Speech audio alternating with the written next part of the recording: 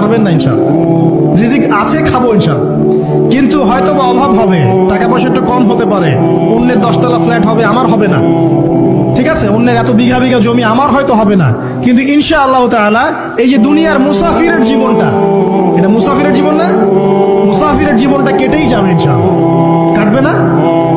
যে কোনো ভাবে হোক কেটে তো যাবেই ইনশাআল্লাহ। এই যে পরকালের জীবনটা একটা চেতনার শক্তি, জানেন, দুনিয়াতে যত বাধা বিপত্তি আসুক, গাল মন্দ খান, গিবত তহমত খান, কষ্ট হোক, নির্যাতন হোক, একটা বিষয় মনের মধ্যে শান্তি দেয়। কি শান্তি? যে এই দুনিয়ার জীবনটা তো আর চিরস্থায়ী নয়, এটা তো আর সারা জীবন থাকবে না। ইনশাআল্লাহ এই অবস্থা আস্তে আস্তে পরিবর্তন হয়ে যাবে। ফাইন্না মাআল উসরি ইউসরা, পরকালে ইনশাআল্লাহ পাবো, দুনিয়াতে না পেলে কি হয়েছে, পরকালে পাবো ইনশাআল্লাহ। যুবক ভাই, এসব জেনা ছেড়ে দেন, আল্লাহ রাব্বুল আলামিন আপনার জন্য হুর রেখেছেন জান্নাত, ইনশাআল্লাহ পাবেন ইনশাআল্লাহ।